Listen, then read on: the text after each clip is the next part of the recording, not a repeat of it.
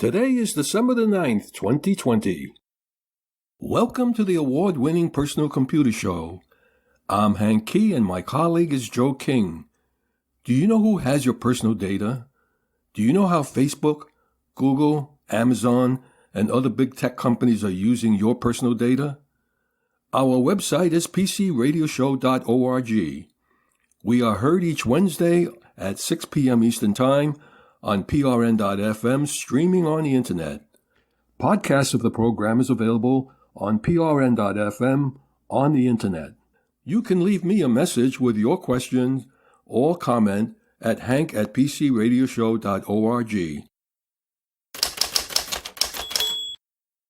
Well, in the old days, you would say, California, here I come. But guess what? Companies are moving out. Elon Musk is moving to Texas. Billionaire Tesla and SpaceX CEO Elon Musk is reportedly gearing up to permanently decamp to Texas in an effort to take advantage of the Lone Star State's lack of personal income taxes.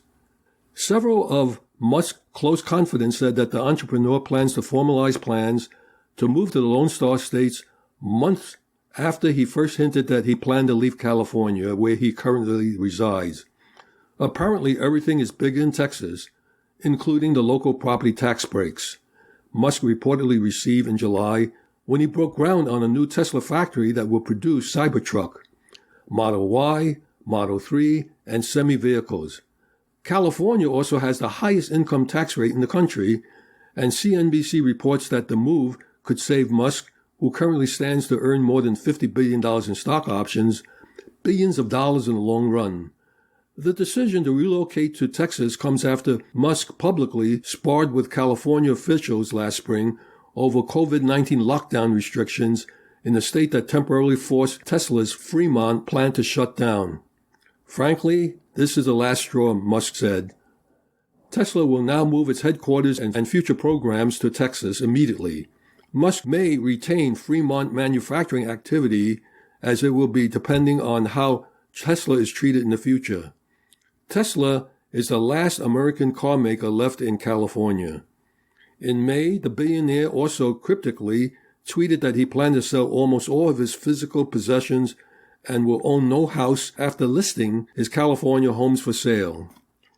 Musk has been expanding his operations in Texas for years, and the facilities for his tunnel-building boring company and aerospace manufacturing company SpaceX are already located in Austin and Boca Chica, Texas, respectively. When HP was broken up a couple years ago, there was HP, the computer company, and HP Enterprises. HPE, which is Hewlett Packard Enterprises, has made the decision to relocate its headquarters from San Jose, California to Houston, Texas. HPE's largest U.S. employment hub, and Houston is an attractive market to recruit and retain future diverse talent, and is where the company is currently constructing a state-of-the-art new campus. The Bay Area will continue to be a strategic hub for HPE innovation, and the company will consolidate a number of sites in the Bay Area to its San Jose office. No layoffs are associated with this move. Hewlett Packard Enterprises joins more than 50 Fortune 500 companies now headquartered in the Lone Star State, including 22 in the Houston area alone.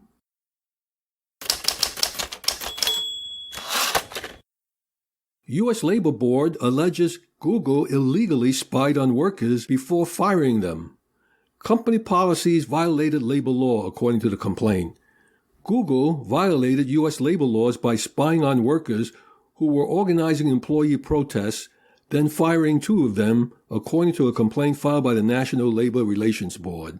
The complaint cited two employees were fired by the company in late 2019 in connection with employee activism. They were organizing against Google's decision to work with IRI Consultants, a firm widely known for anti-union efforts, when they were let go for reviewing other employees' calendars. Now the NLRB, the National Labor Relations Board, has found Google's policy against employees looking at certain co-workers' calendars is unlawful. The NLRB found that the terminations violated labor laws. If Google chooses not to settle, The complaint will go before an administrative judge in the coming months. According to the New York Times, the company could be forced to pay back wages and rehire them if it loses the case. A Google spokesperson issued the following statement: "We're proud of that culture and are committed to defending it against attempts by individuals to deliberately undermine it, including by violating security policies and internal systems. We'll continue to provide information to the NLRB and the administrative judge about our decision to terminate or discipline employees who abuse their privileged access to internal systems, such as our security tools or colleagues' calendars.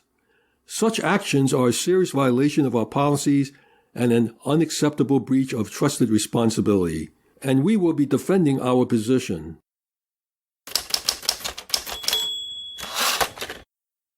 Microsoft apologizes for the feature criticized as workplace surveillance.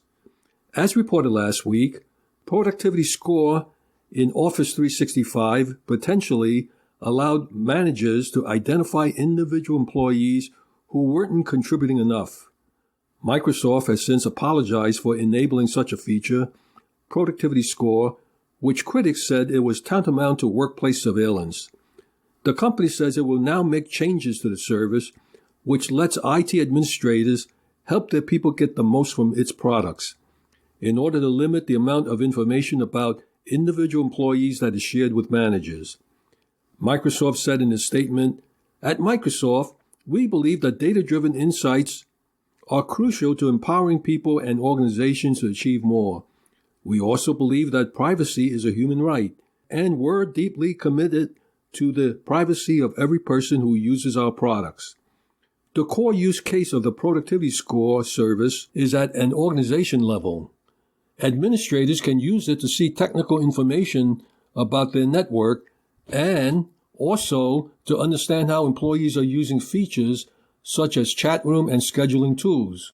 But that information could also be seen on a user-by-user basis, potentially allowing managers to identify individual employees who weren't contributing enough or using tools in the right way. Now, Microsoft says it will be removing individual usernames from the Productivity Score entirely. Going forward, the communications, meetings, content collaboration, teamwork, and mobility measures in Productivity Score will only aggregate data at the organization level, providing a clear measure of organization-level adoption of key features. No one in the organization will be able to use Productivity Score to access data about how an individual user is using apps and services in Microsoft 360. The company is also changing its branding of the feature to make clear that the Productivity Score that's being scored is that of organizations, not individuals. Productivity Score produces a score for the organization and was not designed to score individual scorers. However, Microsoft did say that when they screw up, they acknowledge the error and they fix it. And that they did.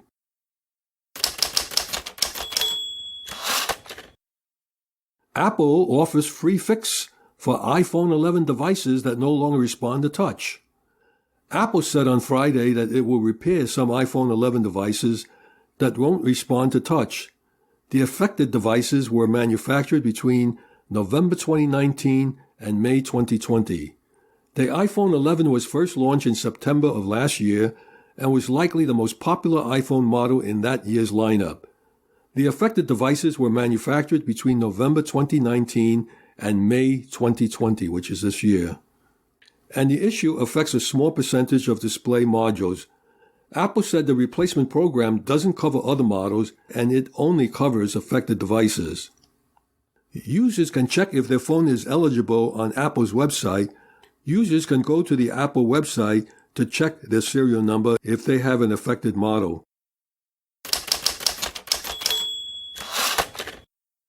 Showtime launches free Pluto TV channel. By the way, if you didn't know what Pluto TV channel is, it's a free online streaming service.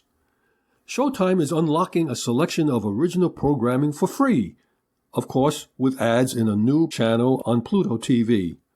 Showtime is ultimately looking to coax free viewers into customers signing up for $10.99 a month. The new Pluto TV channel, Showtime Selects, launched with about 250 hours of uncensored originals. Showtime, like HBO and other premium services, has long used free sampling promos to spur signups. But what's so different about Showtime Select on Pluto TV is that the channel will be up permanently to run indefinitely as a cross-promotional vehicle to reach the free streamer's broad audience. Showtime will handpick content to reach a whole new audience on Pluto TV to provide a pathway to upgrade to subscriptions.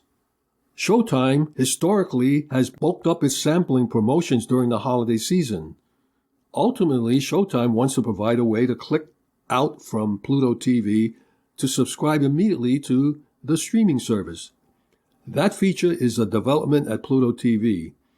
They are currently developing and testing multiple products and features to act as a funnel into paid subscription.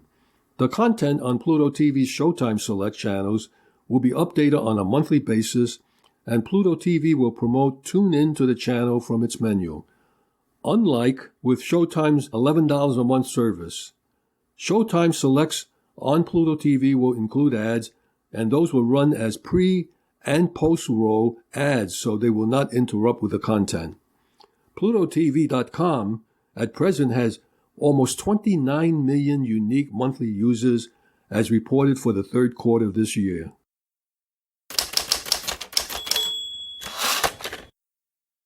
Hbo Max, which is owned by Warner Media, is considering adding two new streaming services. One, a free offering for its entertainment cable channel programs, and the other, a subscription-based CNN spin-off. Warner Media could launch as soon as next year what kinds of content it would carry. Both services would be separate from the AT&T-owned company's recently launched Hbo Max product and the ad-supported version planned to roll out sometime next year as well. Warner Media executives haven't yet finalized their programming strategy for the CNN service, but it likely won't offer the outlet's signature 24-hour news cycle to avoid siphoning viewers from CNN cable counterpart. Sources said that executives are discussing a lineup that could include custom-made shows such as documentary, specials on different topics, specials that drill down on issues of the day, featuring its talent as well as international programming that may have never aired on CNN. As for the possible free entertainment service, Warner Media would carry programming from the company's cable channels such as TBS and TNT. The service, which is still early in its planning stages and likely wouldn't launch until at least 2022, would feature ads and offer content either on demand or by streaming TV broadcast. HBO Max has roughly 8.6 million signed up to activate the service since its debut in May, in comparison to almost 74 million subscribers that competitor Disney Plus added before the end of its first year. There is already a crowded market competing for viewers' precious attention for streaming services. HBO Max is ending its free trial offer weeks before Wonder Woman 1984 is set to debut its service. A Warner Media spokesperson said the service ended its free trial offer the same day the company announced that all of its films slated for release in 2021 will debut both in the theaters as well as on HBO Max the same day at no extra cost to subscribers. The decision follows similar moves by rival services Disney Plus and Netflix. Netflix ended its freebie experiment in October, while Disney Plus dropped its own pay-nothing promotional offer back in June. Netflix does not charge premiums to view its contents, though it does continue to steadily bump up the price of its monthly subscription. Disney Plus subscribers could opt to pay the $30 fee to stream the movie officially arriving on the service. Neither Netflix nor Disney Plus have ads, but HBO Max will soon, though the specifics of how exactly it would work on the service are still unclear. Warner Media's decision to release 17 of its anticipated 2021 films, both in theaters and on HBO Max simultaneously, offers a tremendous value to existing HBO Max subscribers, who might have paid a per-head tickets price to see the films in theaters or eventually rent them through pay-per-view on-demand channels. Warner Media Studios and networks groups said the decision was made to give moviegoers who may not have access to theaters or aren't quite ready to go back to the movie the chance to see the 2021 films. This is a precursor to the end of movie theaters.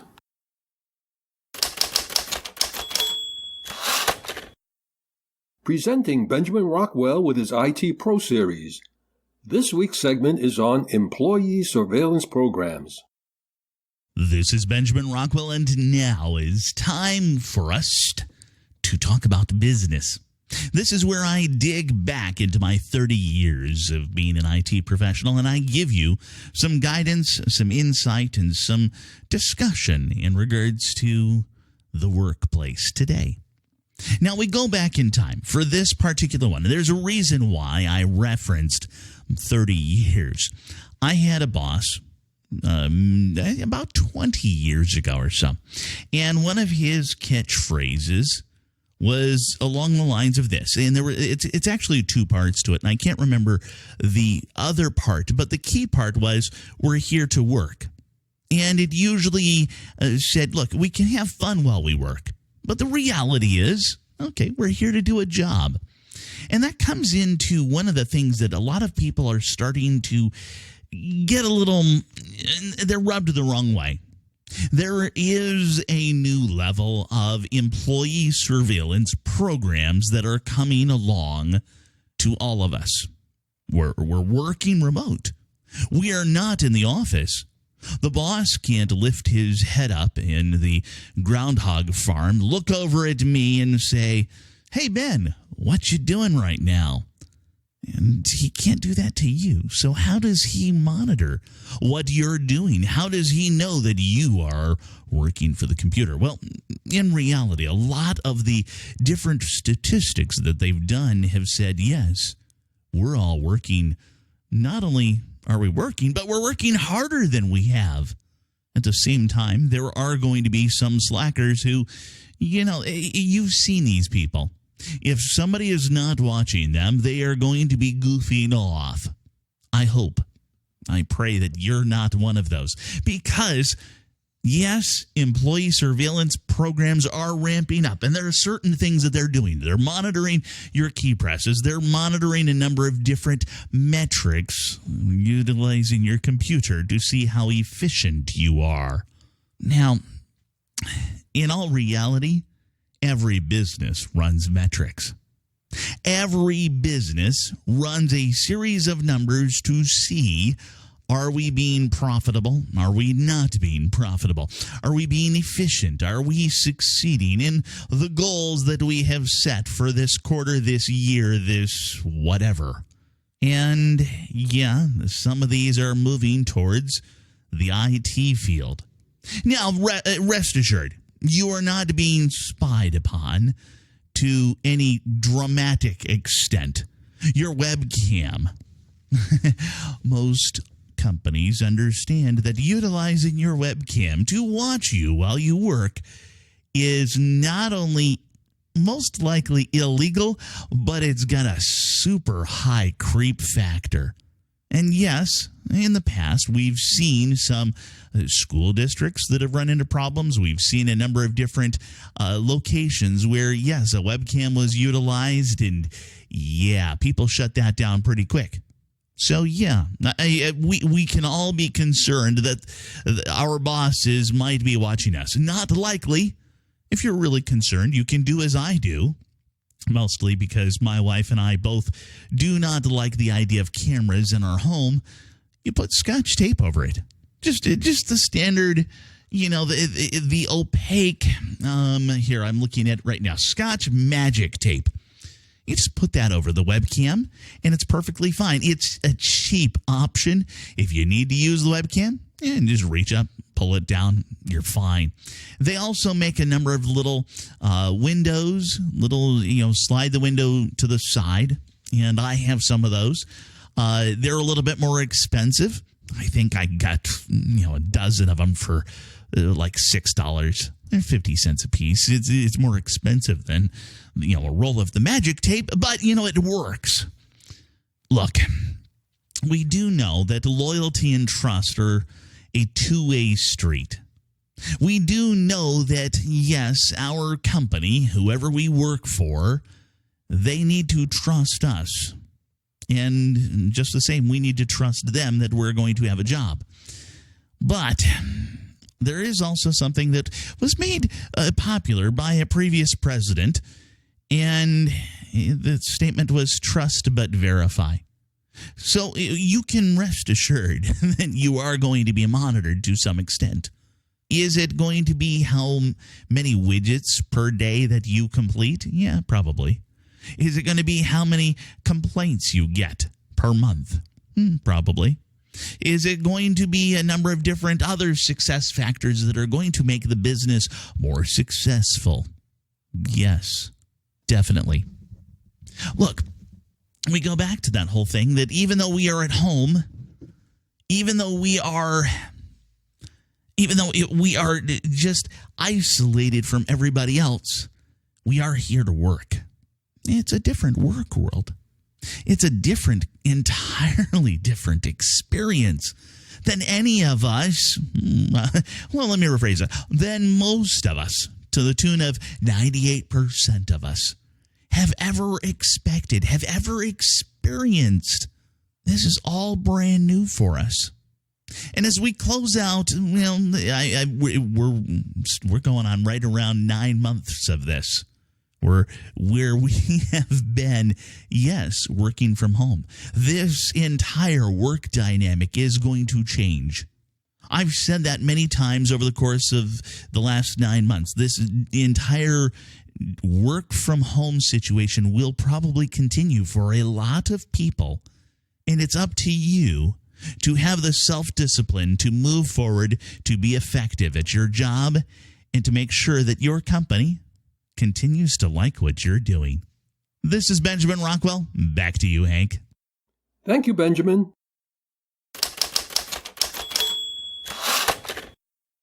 These suggested items are stocking stuffers or stocking fillers.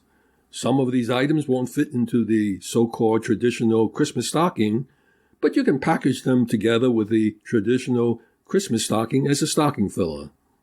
Here are some suggestions. A USB flash memory or thumb drive. I'm just using SanDisk as a brand for USB flash drives, as there are many others with lower prices. The issues I have with the USB flash drive is that there are no standards for read and write speeds. You can get varying results on the same model flash drive from the same manufacturer. SanDisk is among the more reputable brands. For utility or one-time use, I have purchased lower-cost USB flash drives.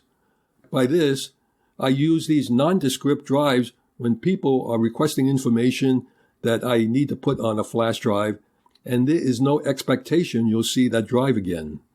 But they range in price, and just to give you an idea, but for about $6.50, you can get a SanDisk 16GB USB flash, or you can spend about $46 for a SanDisk USB flash drive with 256 gigabyte of storage. You can also, for Christmas, give micro SD flash memory cards. When it comes to flash memory cards, I recommend purchasing only micro SD cards with an adapter for the SD reader. You then have the flexibility of using that flash card on any device that features a flash card reader. Additionally, flash memory cards have specific standards for read and write speeds. Flash memory cards employ NAND memory. I selected SanDisk for their reputation on endurance of data. The endurance cycle is the number of erases on the memory card, which in the case of nondescript or no-name flash cards can be as low as 100 erase cycles. So for what I recommend, they range in price anywhere from $10 to $70. For $10, you can get a SanDisk micro SD card with, of course, an adapter with 16 gigabytes of storage. For $58, you can get a SanDisk 256 gigabyte micro SD with an SD adapter. And for $70, you can get a much higher speed 256 gigabyte micro SD memory card with adapter that can read and write 100 megabits per second. Another item that you might want to use as a stocking stuffer, and this is certainly not something that would fit into a stocking, is a UPS uninterruptible power supply. There is a convergence for the cost of a high-end surge strip and a low-end uninterruptible power supply. The higher-end featured UPS units are for those who need line interactive and double conversion functions. For the average consumer, a UPS with standby feature is all that is needed. These units will handle the issues of brownout, blackout, and surge. Instead of a single high wattage UPS, I recommend smaller units adequate for the equipment coverage in each individual main area. This way, you avoid running wires from one room into the next. I have also used these units to just do power lighting in a blackout. With these smaller units, you can easily run 8 hours of light with an LED lighting fixture rated at 1,000 lumens or the equivalent of 75 watts. I personally have been using the Cyber Power System 450 VA 260 watt unit, and it sells for from $40 to $45. Another interesting item that you might want to give as a stocking stuffer are DNA testing kits. These DNA ancestry testing kits range anywhere from $59 for Ancestry.com to $79 for 23andMe. However, these are specials between now and the end of the year for the holiday prices. If you do get it, just be ready for unexpected surprises. Another thing that you might want to get for a Christmas stuffer is set up a family Zoom get-together. And if you need unlimited number of minutes because you don't know how long this family get-together will be, the most it's going to cost you is about $15. Not a big deal, and you're going to probably have a lot of fun, and you're going to be talking to family and friends. They could be as far away as halfway around the world. I plan on doing that, and it's a wonderful way of getting the family back together for a celebration. A final item that I recommend as a Christmas stuffer is an external storage drive for backup. Remember, I always tell people to back up, and they don't seem to know what to back up to. For external storage of data, you don't need the costlier solid-state drives.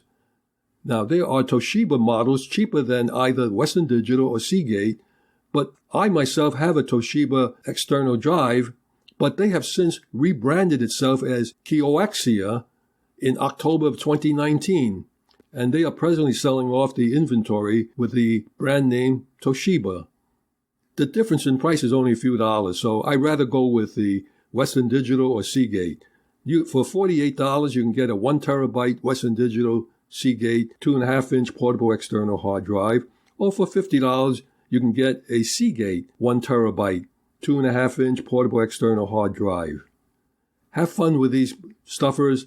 They're not very expensive, and if you think that you really got to be economical, hey, there's a flash card memory that you can get, or the thumb drives.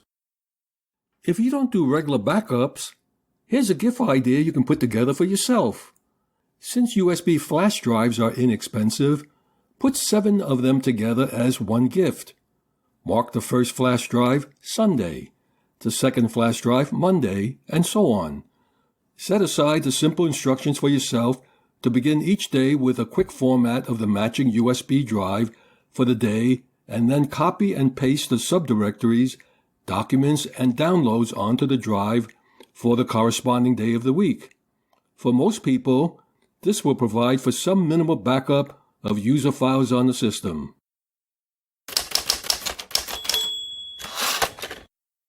Making a list and checking it twice for last-minute Christmas gifts.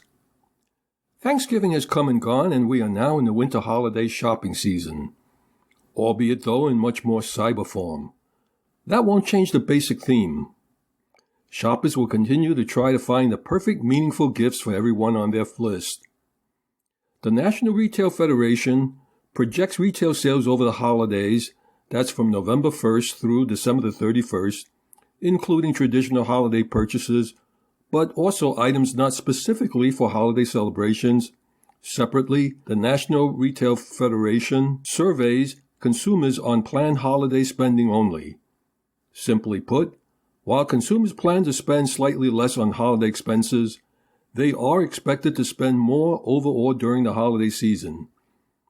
Even with a slight dip in the planned holiday spending for 2020, Americans on average plan to spend, and in fact do tend to spend, more with almost every new holiday season. According to the data provided by the National Retailer Federation, Americans plan to spend roughly $998 on gifts, food, and decorations in 2020. This is down about $50 from 2019 planned spending, with almost all of the decrease, that's about $45, coming from non-gift purchases category. A significant chunk of that spending will be online, according to the NRF, which expects online and other non-store sales to increase between 20 and 30%. That's $202 billion to $218 billion, up from $169 billion last year. The planned holiday spending breaks down to $650 on gifts for family, friends, and co-workers, $230 on non-gift holiday items, including food and decorations, and $117 on non-gift items for self or family. From the shopping frenzies of Black Friday and Cyber Monday to the last-minute sales just before the actual holidays happen, the American commercialization of the holidays plays a big part in how much the average American spends for all of his or her holiday expenses. A major factor this year is the COVID-19 pandemic, is projected to result in decreased spending on travel and increased spending on family and friends. Over the past decade, e-commerce has captured an increasing percentage of holiday spending. Looking at the numbers, consumers plan to spend slightly less on the winter holidays for 2020 versus 2019. On average, people tend to spend around $850 on Christmas gifts. A few are willing to let prices go above $1,000, while there are some who plan on spending less than $250. The average cost of a Christmas gift that people are willing to spend depends on the number of people they're supposed to buy a gift for. For instance, if you have a large family, you will need to set your budget accordingly. On average, people are willing to spend around $500 on gifts for family members. This can differ since all families are unique in their own ways. Some family members will prefer to get gifts that are homemade, while others would rather get expensive designer products as their Christmas presents. Along with family members, you would want to get the perfect Christmas gifts for the significant others in your family. It is always difficult to decide the type of Christmas present that would be appropriate for the significant other in your life. It also depends on what that person likes. A rough estimate of how much couples tend to spend on one another during Christmas time is somewhere between $95 to $300, depending on how long the couple has been together. It's quite common for couples to give each other homemade gifts on the occasion of Christmas, something that wouldn't have a, fixed price. During Christmas, people feel like spending a bit on themselves as well. This is a great idea, as you usually are the one that knows your own needs and likes, so you would most likely get the perfect gift, obviously for yourself, within your budget. People usually end up spending around $150 on themselves for Christmas. That's if they don't get an expensive gadget or designer product. Although you want to get a memorable present for your loved ones for Christmas, remember that when it comes to gifts, cost should not be the main focus. It's the sentiment and intention behind it that counts. You should purchase gifts that would fall in line with the preference and taste of the person receiving them. At the same time, you should be practical.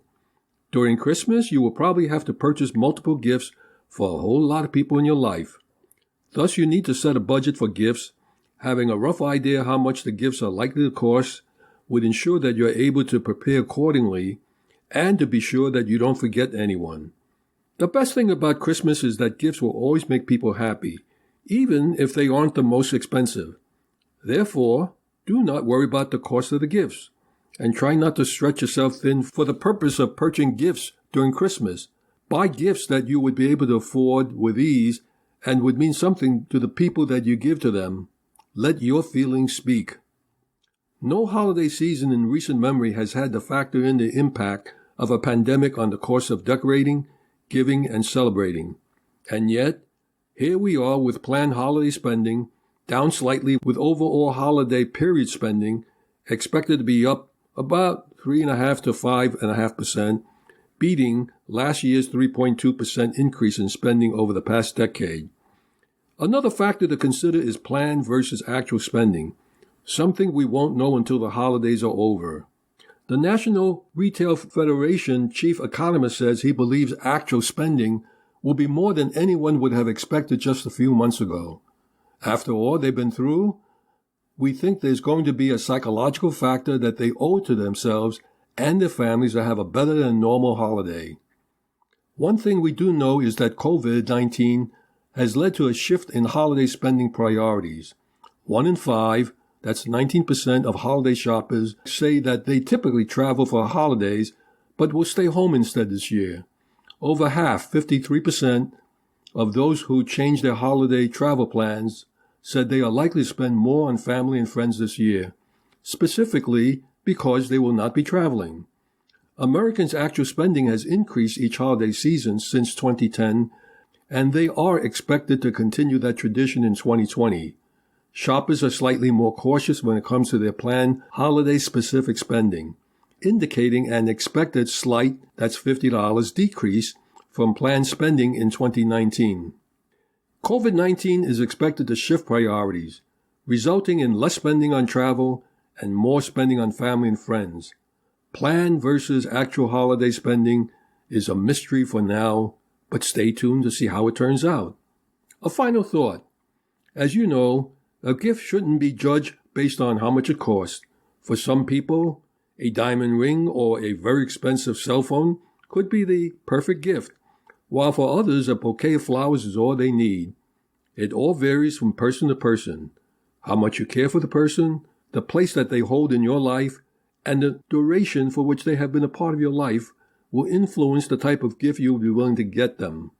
There are no strict rules when it comes to Christmas presents. This holiday is a time for families to come together, celebrate, and make some beautiful memories, and gifts prove to be one of the ways of showing that love. It is a matter of personal preference as to how much budget you are willing to set for the purpose of purchasing gifts. It's the thought that counts. Just remember that.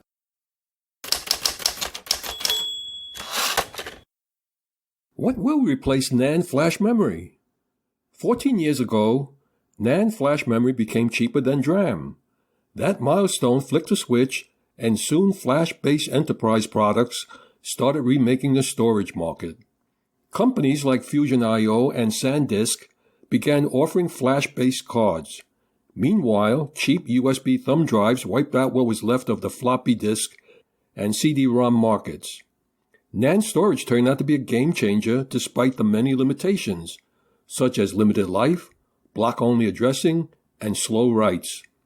Newer emerging memory technologies might have even greater impact on storage and system architecture than NAND flash. What will eventually replace NAND flash memory? Contenders include phase change memory, that's PCM, resistance RAM, that's RERAM, ferroelectric RAM, that's FRAM, magnetic RAM, that's MRAM, spin transfer torque, MRAM, that's STT-MRAM, and some newer technologies such as carbon nanotube memory, that's NRAM, under development by Nanturo. Just a lot of acronyms for many people that are just not familiar with them. Most of these are in production today for specialized applications where features such as radiation resistance, high density, long life, and or low powered are valuable. Micron's and Intel's 3D X-Point PCM memory with high endurance, much better than NAND's performance, higher density, but a little slower than DRAM, might be the first of the new technologies to take memory market share from DRAM, and Intel's Optane NVMe SSDs using 3D X-Point were introduced in 2017, while they began to ship NVDIMM Optane products in 2019. Optane remains more expensive than NAND flash, which restricts its use in solid-state drives to cost-insensitive applications. But what will replace NAND flash? The ability of some of these low-power technologies to be fabricated directly on a CPU chip holds great promise for fast and efficient in-memory processing.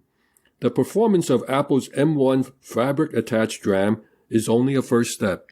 The bottom line is that with all these technologies under active development, we're bound to see another storage memory tipping point this decade. I hope soon.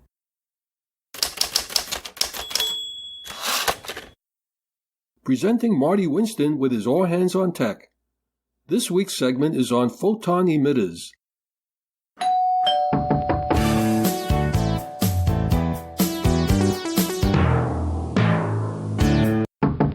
This report is a roundup of a lot of the lights we've had in among the 300-plus products we reviewed this year. It's mostly about LED lights and fixtures, but there are a few others worth mentioning. With coronavirus in the news this year and the CDC identifying UVC, hard ultraviolet, as the only technology it recognizes as an effective disinfecting countermeasure, well, it just made sense to get hands-on with UVC. In a sense, it's a giant step backwards in the state of the art. The only way to manifest enough exposure intensity to be effective is to use mercury vapor tubes. Ever work with those? If you touch the glass on a mercury vapor tube, the skin oil from your fingerprint will cause enough thermal stress to make the glass crack. Bang, need a new bulb. If it isn't made with the right kind of glass, it creates ozone, which irritates your respiratory passages and makes you more susceptible to all kinds of respiratory infection, even colds. If you look directly at a UVC source, it can blind you. But we got in 4 of the right kind of lamps from UVC Power, and aluminum frames with clips to mount them, and socketed connecting cables matching each tube's 4 connection pins, and an industrial-looking control box to house the ballasts. Using magnets to hold their frame to the inside of the ductwork, we arranged the tubes to all expose the return air duct. The result is 99.99+% disinfection of every cubic foot of air in the house 6 times an hour, in part because the HVA system's fan is now set always on. It runs 24/7.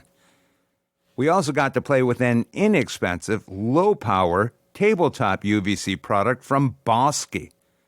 More recently, we got to play with some larger products from UVC Power, 2 for wall hanging in places like building vestibules and elevator cars, and a so-called stab-in one that mounts on HVAC ducts by sticking it in from the outside through a hole that you prepare and that it covers. And even more recently, we saw a prototype UVC man-tall robot from Energy Focus that's designed to disinfect surfaces in rooms, and their floor-standing Nuvo zone disinfection product. Nuvo is N-U-V-O, and by the way, that robot is Move, M-U-V-E. They spell things funny. UVC is going to be with us for a while. We're not seeing anything new in fluorescence, but we are seeing more LED products that are made to go into fixtures that used to hold fluorescence. We just reviewed 3 of those from LED Stick Company. Energy Focus provided an interesting one with a rechargeable battery inside, so if the power fails, it can stay lighted for up to 90 minutes. And Energy Focus LED 4-footers can work in standard fluorescent fixtures once you modify them, mostly by disconnecting fluorescent ballast and connecting AC power directly to the 2-pin tombstone-shaped end brackets. When that happens, the result is LED quality, greater color temperature control, and of course, a long time before you'll make a replacement. But our greatest love is for LED fixtures that get installed as mainstay lighting sources that can just plain keep working for decades, ignoring some of the cheap ones that fail in a couple of weeks. Don't want to confuse you. You won't even hear the names of the bad guys. We've had LED fixtures in several shapes and sizes come in from Espen, that's E-S-P-E-N. They're building mostly for commercial spaces, so it's a brand that not all that many consumers encounter. But their lights are impressive, good performers, and good values. One of our favorites measures roughly 8 feet long by 6 inches high. delivers tons of quality light, and lets us dim using standard 0 to 10 volt controls. That's standard, as in you can buy switches with built-in 0 to 10 volt dimming in places like Lowe's or Home Depot. Another Espen is a thin, edge-lit flat panel measuring 2 feet by 4 feet. Another is in the so-called basket style, where the concave metal pan works as a reflector that helps spread the light from a convex deflector that runs down its center. We have one of those in a 2 foot by 2 foot square housing and another at 2 feet by 4 feet.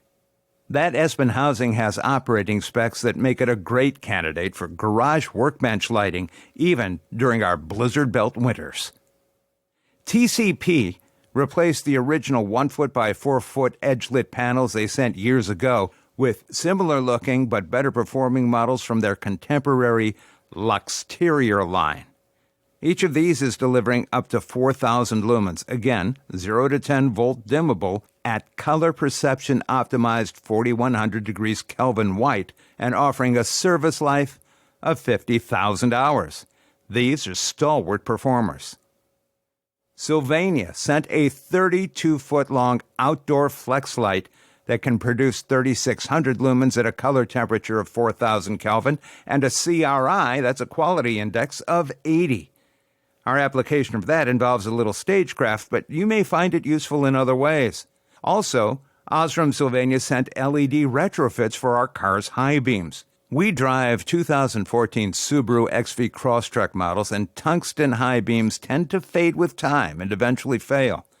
The LEDs just took a minute to swap in. They're a little bluer and a lot brighter, and it's unlikely that they'll die before we do. Those are all things that got reviewed here, but not everything we brought in. LED corn bulbs replaced the screw-in bulbs in the lamp housings at the front door.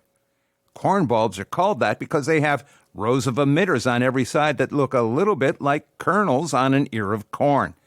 It's a better geometry for spreading light across the front stoop, the front of the house, and the steps and walk. Very nice. Home Depot had some big puff dome LED fixtures on sale, and we got 6 of them to mount side by side in trios for light at the fancy Sjoberg's workbench and at one end of the stage area. Several areas in the back of the basement tended to invite flashlights, so we got a few NMT 15-watt flat circle LED fixtures that we can mount directly to junction boxes. They have motion sensing, so we don't even need to add a switch.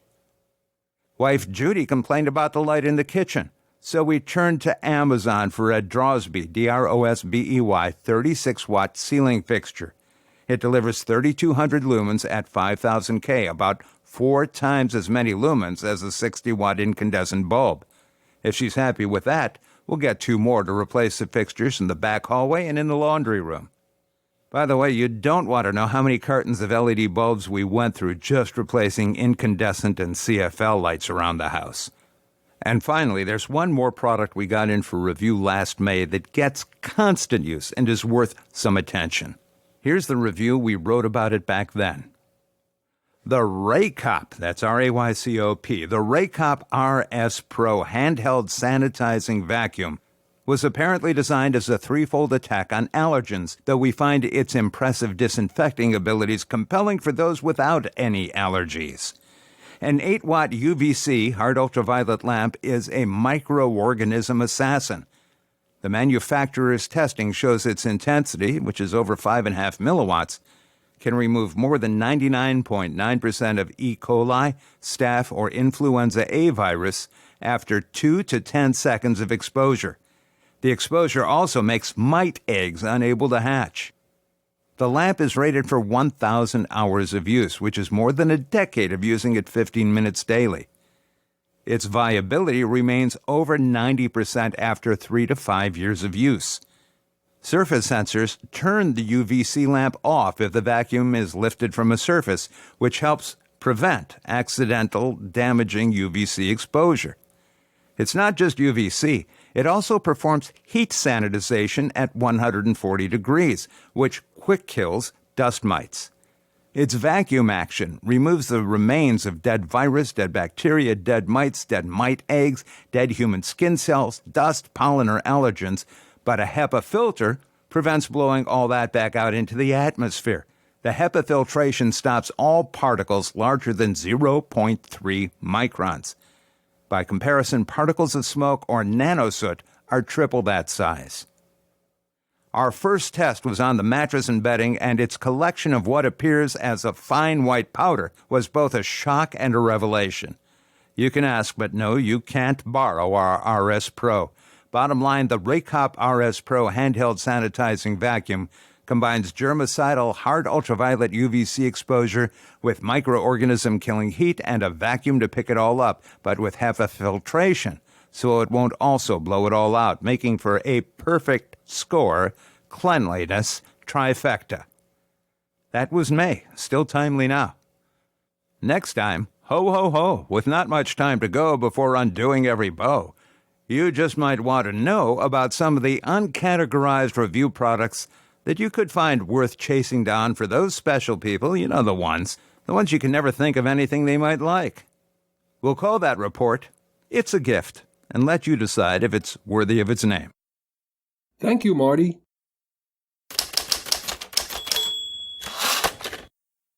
Public service announcements.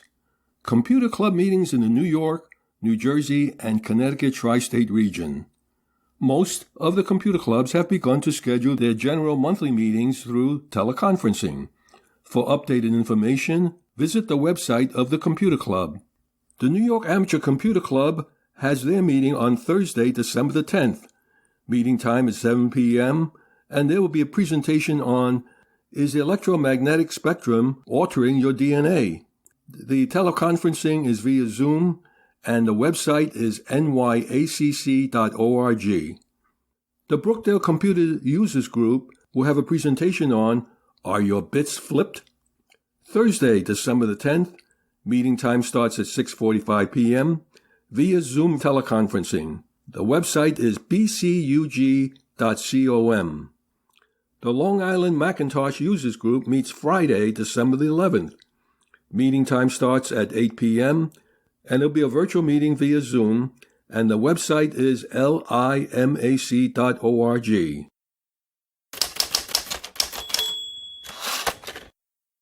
Our website is pcradioshow.org. We are heard each Wednesday at 6 p.m. Eastern Time on prn.fm, streaming on the Internet. Podcasts of this program is available on prn.fm on the Internet.